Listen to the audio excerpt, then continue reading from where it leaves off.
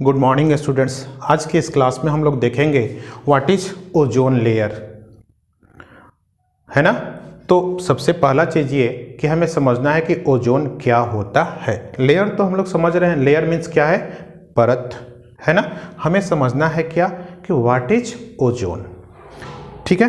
तो हम लोग समझते हैं ओजोन क्या होता है। तो सबसे पहला चीज ये कि ozone is an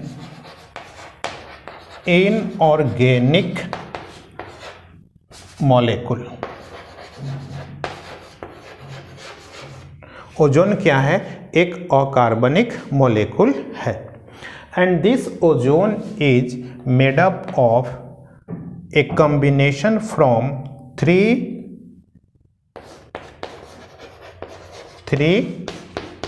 oxygen atom, है ना। 3 ऑक्सीजन एटम के मिलने से बना होता है क्या, एक ओजोन मॉलिक्यूल। और इसका केमिकल फॉर्मूला होता है O3। चूँकि ये 3 ऑक्सीजन एटम के मिलने से बना हुआ होता है, इसलिए इसे हम लोग ट्राई ऑक्सीजन भी कहते हैं। ओजोन को हम लोग ट्राई ऑक्सीजन भी कहते हैं। कोई दिक्कत इसमें? फिर से एक बार देख लेते हैं। Ozone is an inorganic molecule which is made from 3 oxygen atoms, है ना। And the chemical formula of ozone is O3। Since the one ozone molecule is made from 3 atom of oxygen, so it is also known as the trioxygen। Okay, आगे चलते हैं। थोड़ा सा और इसके बारे में हम लोग देख लेते हैं।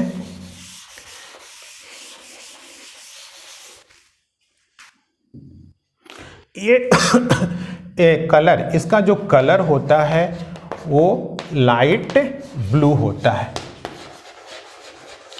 ठीक है। ओजोन का कलर जो होता है, ओजोन गैस का कलर वो लाइट ब्लू होता है।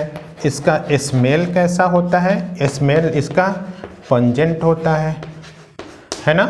पंजेंट मीन्स कैसा, तीखा, ठीक है। जो इसका स्मेल होता है वो बिल्कुल तीखा होता है, ठीक है।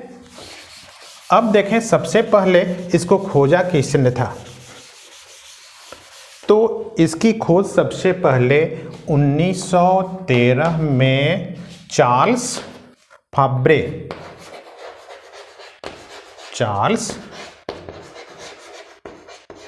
फाब्रे ने इसको ढूंढा था, ठीक है। अब हम लोग देख लिए कि ये ओजोन क्या होता है। अब हम लोग समझते हैं ओजोन लेयर क्या है ना। लेयर, ओजोन लेयर जब बोला गया तो इसका स्पष्ट मतलब है a layer of ozone, ozone gas का एक लेयर, ठीक है। ये तो समझ गए हम लोग कि ओजोन गैस जो है किससे बना होता है। इसमें 3 ऑक्सीजन के एटम, जैसे 1 2 और 3, ठीक है। ये 3 ऑक्सीजन के एटम हैं और तीनों ऑक्सीजन के एटम मिल करके क्या बनाते हैं, ओजोन का एक मॉलिक्यूल बनाते हैं। अब देखो, ये ओजोन लेयर समझने के लिए हमें इस फिगर को हम लोग देखते हैं, ठीक है ना। ये बीच में क्या है, ये बीच में हमारा अर्थ है ना, अर्थ। और अर्थ के चारों ओर क्या है, a layer of A boundary of A covering of air. हमारे अर्थ के चारों ओर क्या है, हवा का एक कवरिंग है, ठीक है ना। समझ में आ रहा है, जिसे हम लोग क्या कहते हैं, एटमॉस्फेयर या वायुमंडल कहते हैं। और ये वायुमंडल अलग अलग परतों में बांटा हुआ है। द लोवेस्ट लेयर जो which is in contact with the earth surface, जो सबसे नीचे वाला लेयर है जो अर्थ सरफेस के कांटेक्ट में है, मतलब ये वाला लेयर, मान लेते हैं ये लेयर है, ठीक है, ये लेयर, ठीक है। तो इस लेयर को हम लोग कहते हैं क्या, ट्रोपोस्फियर। ये वाला जो लेयर है, ठीक है, इस लेयर को हम लोग कहते हैं ट्रोपोस्फियर, जिसकी अर्थ सरफेस से जो मोटाई होती है लगभग 10 किलोमीटर तक की होती है। ठीक है, ट्रोपोस्फियर की मोटाई कितनी होती है? अर्थ सरफेस से ऊपर 10 किलोमीटर तक। आगे जो अगला जो लेयर है that is known as the stratosphere. उसके बाद वाले को, ऊपरी लेयर को हम लोग कहते हैं स्ट्रेटोस्फियर। और इसी स्ट्रेटोस्फियर माने ये ट्रोपोस्फियर हुआ, तो यहाँ से यहाँ ये जो लेयर हुआ मतलब यहाँ से लेकर के यहाँ तक, है ना, ये किसका लेयर हुआ? Stratosphere. This layer is the stratosphere. और इस लेयर की मोटाई होती है लगभग 10 से लेकर के 35 किलोमीटर तक स्ट्रेटोस्फियर की मोटाई होती है। और इसी स्ट्रेटोस्फियर के निचले भाग में ओजोन गैस का एक कंसंट्रेशन होता है, ओजोन गैस का एक लेयर होता है ज़्यादा कंसंट्रेटेड अमाउंट में। माने यहाँ से यहाँ क्या हुआ? स्ट्रेटोस्फियर हुआ, तो इसका निचला परत क्या हुआ? ये वाला हिस्सा हुआ, ये वाला निचला परत हुआ, है ना। तो ये जो निचला परत है, पृथ्वी के चारों ओर जो स्ट्रेटोस्फियर है, वो पृथ्वी को चारों ओर ये स्ट्रेटोस्फियर के निचले भाग में ओजोन गैस का कंसंट्रेशन होता है। ठीक है, ozone gas is present in more concentrated amount. ठीक है, और इसी कंसंट्रेशन को, ओजोन गैस के इसी कंसंट्रेशन को हम लोग कहते हैं क्या? Ozone layer. ओजोन लेयर समझ गए कहाँ पाया जाता है? ओजोन लेयर कहाँ पाया जाता है तो समझ गए। अब देखते हैं ये ओजोन लेयर कैसे बनता है ना। मतलब दो चीज देखना है हमें, इसका क्रिएशन कैसे बनता है और कैसे बिगड़ता है ना। तो क्रिएशन जो होता है कि वायुमंडल में क्या है? ऑक्सीजन है ना। ऑक्सीजन के दो एटम मिल करके ऑक्सीजन गैस बनाते हैं। ठीक है, तो इस ऑक्सीजन गैस पर क्या होता है कि सनलाइट में जो फोटोन के मॉलिक्यूल होते हैं जिनमें एनर्जी होता है, ठीक है ना, वो एनर्जी क्या करता है, यहाँ से आने वाला सनलाइट में क्या है? एनर्जी। वो एनर्जी इस ऑक्सीजन के मॉलिक्यूल्स को, है ना, दो ऑक्सीजन एटम में तोड़ देता है। दो ऑक्सीजन के एटम क्या हो गए? फ्री हो गए। अब क्या होता है कि ये ऑक्सीजन का एटम, चाहे ये ऑक्सीजन का एटम यहाँ पर दूसरे ऑक्सीजन के साथ कंबाइन करके क्या बनाता है? एक ओजोन का मॉलिक्यूल बनाता है। इस प्रोसेस को हम लोग कहते हैं फोटो डिसोसिएशन। ठीक है, मीन्स ऑक्सीजन के एटम हाई एनर्जी के प्रभाव में आकर के फ्री हो जाते हैं, दोनों एटम अलग हो जाते हैं और फिर एक सिंगल एटम ऑक्सीजन गैस के साथ मिल करके ओजोन गैस का फॉर्मेशन करता है। ये तो हो गया क्रिएशन कैसे बनता है। दूसरा चीज है डिस्ट्रक्शन, कैसे ये बिगड़ता है ना, कैसे ये कम होता है। डिस्ट्रक्शन बिगड़ता कैसे? तो ह्यूमन एक्टिविटी के कारण बहुत से ऐसे केमिकल कंपाउंड बनते हैं, जैसे उनमें सबसे इम्पोर्टेंट क्या है? CFC। आप लोग सुने होंगे CFC, क्लोरोफ्लोरोकार्बन। ठीक है, बहुत से ऐसे केमिकल कंपाउंड्स होते हैं जिसमें ये CFC मौजूद होता है। जैसे कहाँ से ये रिलीज होता है? जैसे रेफ्रिजरेटर से रिलीज होता है, एयर कंडीशन से रिलीज होता है, प्लास्टिक इंडस्ट्री से रिलीज होता है, शेविंग क्रीम से वगैरह, एरोसेल से रिलीज होता है। तो ऐसे बहुत सारे ह्यूमन एक्टिविटी हैं जिसके द्वारा ये केमिकल कंपाउंड रिलीज होता है। और इस केमिकल कंपाउंड में क्या क्या होता है नोट कर लो। कार्बन होता है, क्लोरीन होता है, ब्रोमीन होता है, फ्लोरीन होता है। अब क्या होता है कि इसमें से ये जो एलिमेंट हैं, ये क्या होते हैं, केमिकल हैं, ये कहाँ है, ये these are present in the atmosphere.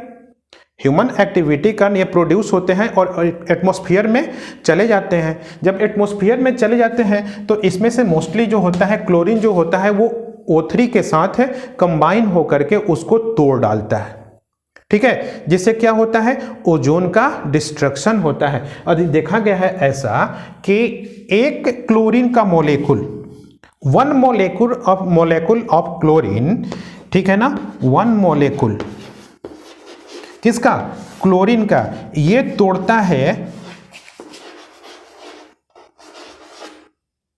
1 lakh मोलेकुल of O3। O3 के 1 लाख मोलेकुल्स को वह मोलेकुल्स का ब्रेकडाउन करता है, ठीक है। तो ये ऐसे कुछ केमिकल सब्सटेंस हैं जो क्या करते हैं, ओजोन को तोड़ते हैं, ओजोन गैस को तोड़ते हैं। कुछ अदर एक्टिविटी है, जैसे ये तो समझ गए पहला कारण। कुछ दूसरा कारण है, इंपॉर्टेंट कॉजेज हैं, वो क्या है कि रॉकेट लॉन्चिंग।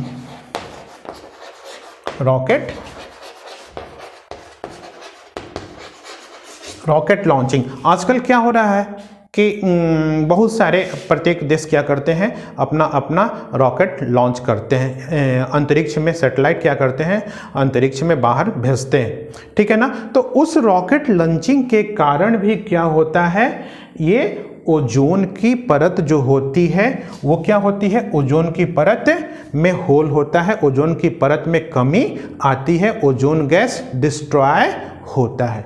तो ये कुछ कारण हैं जिससे क्या होता है, ओजोन गैस का डिस्ट्रक्शन होता है। अब हम लोग देखें how this ozone layer is useful for अस, हमारे लिए क्यों इतना लाभदायक है, क्यों इतना महत्व है, जिसके कारण हम लोग इसके बारे में पढ़ रहे हैं। तो ये जो देखो, ये जो ओजोन लेयर है ना, स्ट्रेटोस्फीयर में, पृथ्वी के चारों ओर वायुमंडल में क्या करता है, दिस ओजोन लेयर एब्जॉर्ब, है ना, ये ओजोन लेयर क्या करता है,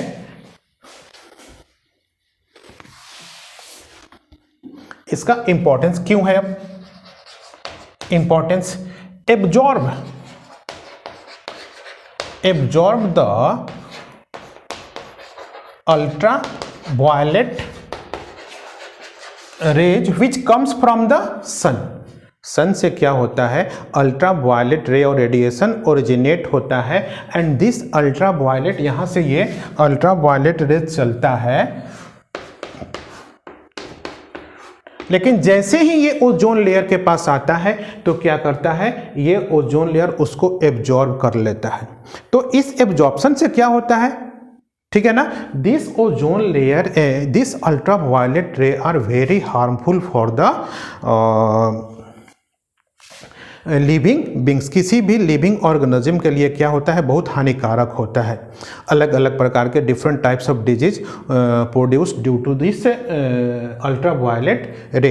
इससे जंतुओं पर भी असर पड़ता है, हार्मफुल इफेक्ट पड़ता है, और फसलों पर, पौधों पर भी हार्मफुल इफेक्ट पड़ता है। तब क्या होता है उस कंडीशन में, ये हमारे लिए, this ozone layer is useful for अस, हमारे लिए क्या है, लाभदायक है, ठीक। क्यों, क्योंकि इस अल्ट्रा वायलेट रे को ये हम तक आने से रोकता है, ठीक है, समझ में आया, क्यों, क्योंकि यहां से जो ये अल्ट्रा वायलेट रे आ रहा है, ये अल्ट्रा वायलेट रे यदि यहाँ पर आ जाए तो पृथ्वी पर आ जाएगा, पृथ्वी पर आएगा तो हम तक आएगा, और हम तक जब आएगा तो क्या करेगा, हम पर हानिकारक प्रभाव डालेगा, ठीक है। तो यहाँ पर हमको क्या कर रहा है, प्रोटेक्ट कर रहा है, प्रोटेक्ट फ्रॉम अल्ट्रा वायलेट रे, है ना।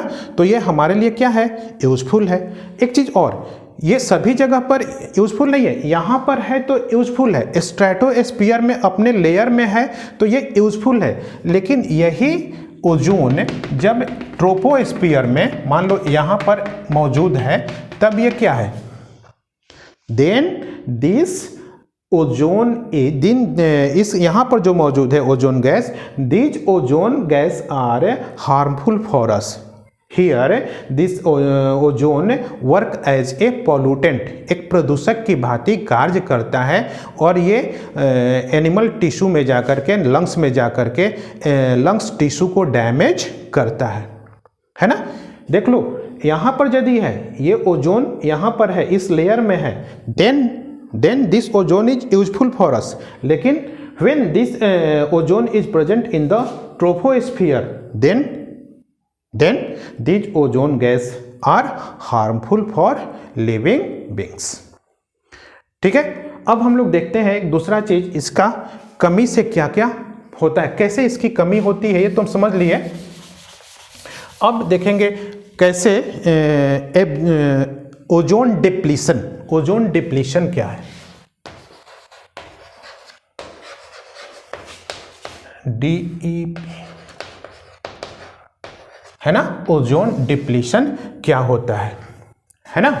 तो सबसे पहले 1974 में एक वैज्ञानिक थे मैरिया मेलिनो, और एक दूसरे वैज्ञानिक थे फ्रैंक शेरवुड।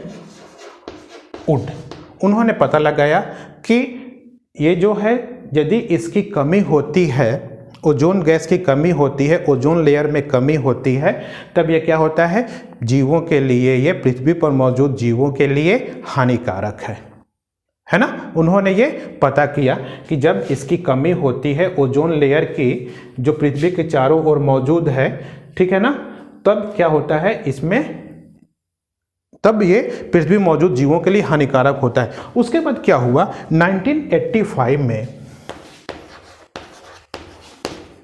एक वैज्ञानिक थे जोए फॉरमैन ने पता लगाया कि अंटार्कटिक पोलर रीजन में, अंटार्कटिक रीजन में ओजोन में एक छेद, ओजोन में होल हो रहा है। जब ओजोन में होल हो जाएगा, मान लो कि यहाँ पर ओजोन में होल हो गया है ना, तब क्या होगा, ये जो अल्ट्रा वायलेट रे जो कहाँ से आ रही है, सन से आ रही है, ये यहाँ तक अर्थ तक पहुँच जाएंगी, और जब अर्थ तक पहुँच जाएंगी तो क्या करेंगी, यहाँ पर वो आकर के जीवों को बैडली इफेक्ट करेंगी। ठीक है ना, जो जीव यहाँ पर मौजूद है वो उससे प्रभावित होंगे। ये किसने कहा, सबसे पहले 1985 में जोए फॉरमैन ने कहा। तब जाकर के क्या हुआ, 1987